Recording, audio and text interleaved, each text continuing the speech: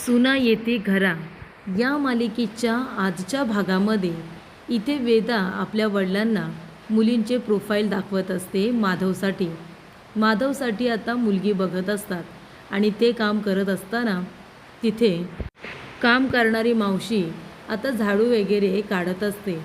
तेव्हा ती शिवनाथला म्हणते, साहेबा पाय वर कर, मला झाडू लोटून घ्यायची आहे। तेव्हा शिवनाथ म्हणतो, ए मावशे, अगं आम्ही दोघंजण महत्त्वाचं काम करतोय ना, तरी बी तुला इथनंच झाडू लोटायची आहे वय, जा तिकडनं काढ, आधी आम्हाला आमचं काम करू दे।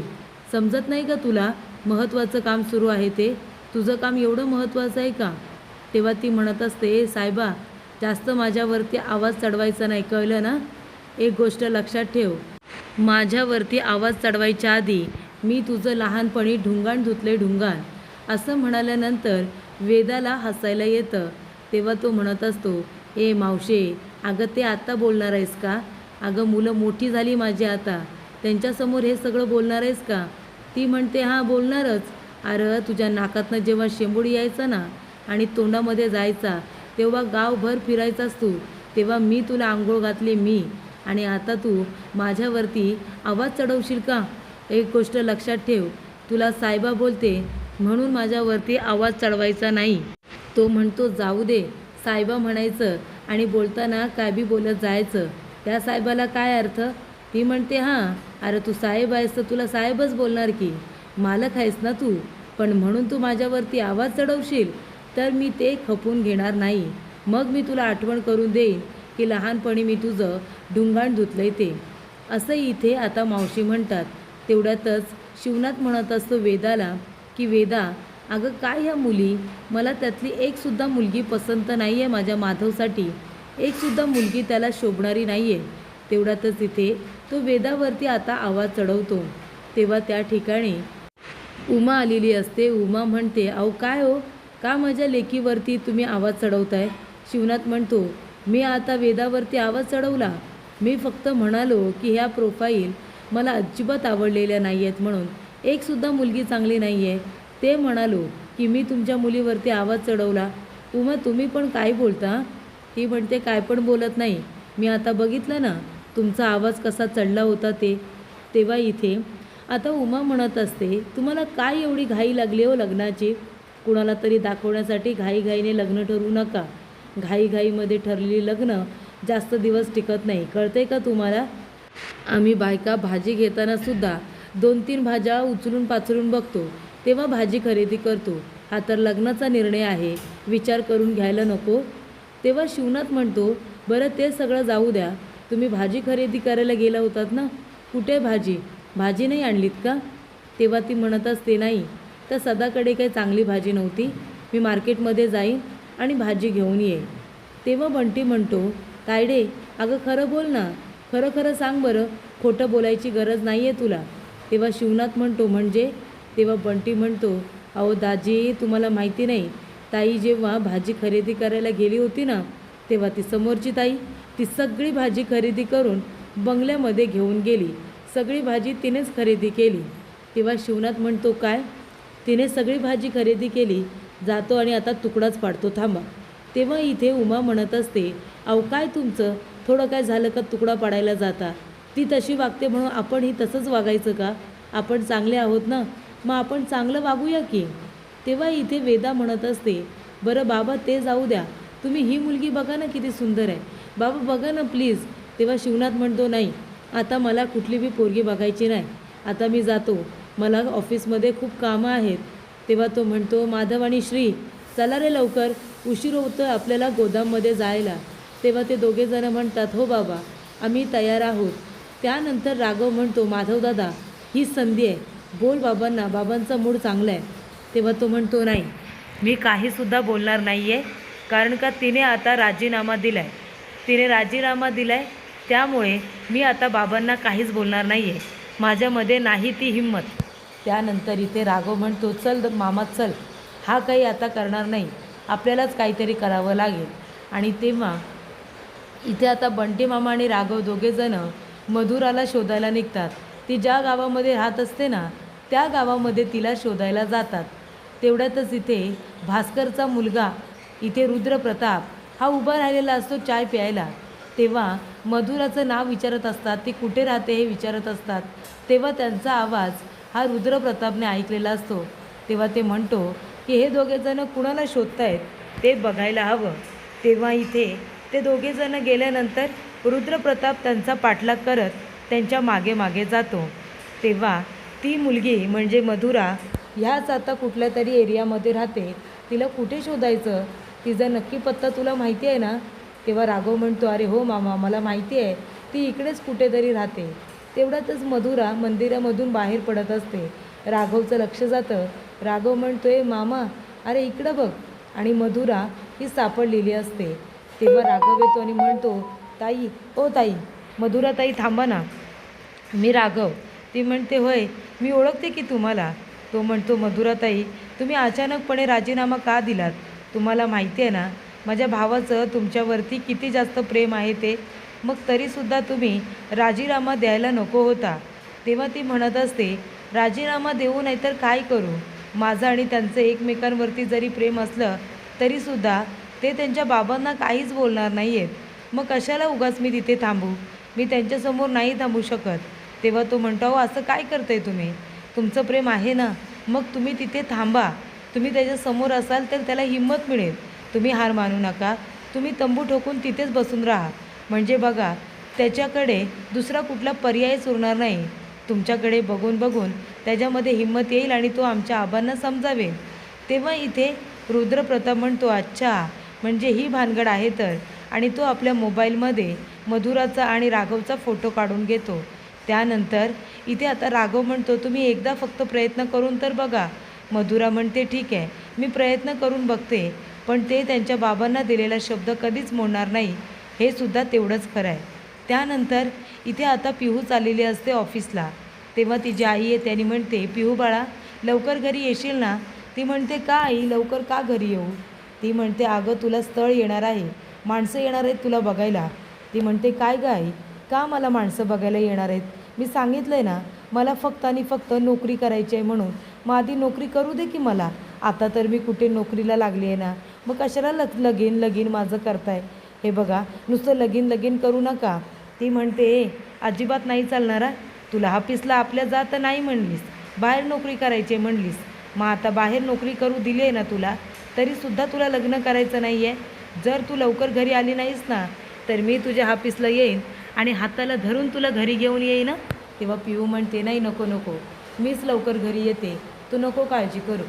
रुद्रप्रतापने मोबाईलमध्ये काढलेला फोटो हा आणून आता त्याने आपल्या आत्तीला दाखवलेला असतो, पद्माला. तेव्हा पद्मा म्हणत असते, अरे वा वा, म्हणजे आता या माधवला आवडणारी पोरगी ही मधुरा आहे तर चांगलं आहे. म्हणजे आता दिलेला शब्द काही शिवनाथला पूर्ण होणार नाही. त्या शिवनाथने वचन घेतलं आहे ना पोरांकडनं, की मी सांगेन त्याच मुलीबरोबर लग्न करायचं म्हणून. पण आता आपल्याला काही करून हे वचन मोडायचं आहे. त्या शिवनाथचं नाक आपल्या हातामध्ये आलं पाहिजे. या मुलीबरोबर आता लग्न नाही झालं ना, तर इथे आता त्याचा मुलगा तो माधव काही खुश राहणार नाही. पण त्याचं आपल्या वडिलांवरती इतकं प्रेम आहे की तो आपल्या वडिलांना दिलेला शब्दसुद्धा मोडणार नाही. तेव्हा मी असं काहीतरी करतो की इथे आता ह्याच मुलीबरोबर त्या माधवचं लग्न झालं पाहिजे. त्यानंतर ती विचारते, आणि त्या मधल्या ड्युट्याचं काय झालं? तो म्हणतो की असं त्या मुलीच्या घरी तालेवार स्थळ पाठवलं आहे ना, की हो म्हणल्या परीस त्यांच्याकडे पर्यायच होणार नाही. मग आता एवढं तालेवार स्थळ बघितल्यानंतर एकतर ती मुलगी लग्न करेल किंवा ती मुलगी श्रीबरोबर लग्न करून येईल, असं काहीतरी होईल. आपण आता फक्त त्या शिवनाथच्या घराचं वाटोळं करूया.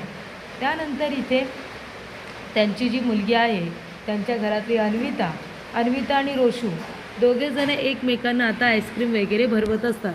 तेव्हा तिथून राघव आणि बंटी मामा दोघेजणं जात असतात. राघव म्हणतो, ए मामा थांब, गाडी थांबव रे, गाडी थांबव.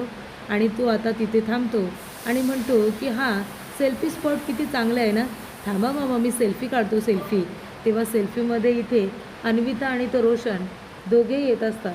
तेव्हा ती म्हणते, राघव सेल्फी काढू नको, मला माहिती आहे हे सगळं तू मुद्दामून करतोयस ना. आमचा फोटो काढून तुला तो फोटो माझ्या घरी पाठवायचा आहे. हे बघ, तसं काय बी करणार नाही आहेस तू. आणि तू सेल्फी काढतोयस, दुसरी जागा नाही आहे का तुला सेल्फी काढायला? माझ्या इथे का सेल्फी काढतोयस? तुझ्या त्या सेल्फीमध्ये आम्ही पण येतोय, कळलं ना? तेव्हा तो म्हणतो, आम्ही का तुझा सेल्फी काढू? तुझा सेल्फी काढण्यामध्ये आम्हाला अजिबात इंटरेस्ट नाही आहे, कळलं ना? मामा, आपण दोघेजणं सेल्फी काढूया. या दोघांचा सेल्फी कशाला हवा आहे आपल्याला? तेव्हा ती म्हणते, मला माहिती आहे हे सगळं तू मुद्दामून करतोयस ना? तेव्हा मामा म्हणत असतात, अगं मुद्दामून करेल नाही तर काय गं, तुला एकदा सांगून कळत नाही ना, मग आता तुला ह्याच भाषेत कळेल. तेव्हा ती म्हणते, माझ्या पप्पाच्या बारक्या भावा, सांग तुझ्या या भाच्याला माझा फोटो काढायचा नाही हां. तो म्हणतो काढणार, मी फोटो काढणार. ती म्हणते, दुसऱ्याचा फोटो त्याच्या परवानगीशिवाय काढायचा नसतो, हे कळत नाही का रे तुला? तो म्हणतो, हे तू बोलतेस? दुसऱ्यांचा फोटो काढून व्हायरल करणारी तू, हे मला तू सांगतेस का? आता बघ हा फोटो कसा व्हायरल करतो मी, सगळ्या सोशल मीडियावरती हा फोटो टाकतो. तेव्हा रोशन आता तिथून पळून जातो. तेव्हा इथे लगेचच अन्विता म्हणते, सोडणार नाही आहे मी राघव तुला, बघून घे. आणि ती आता राघववरती भयंकर चिडलेली असते.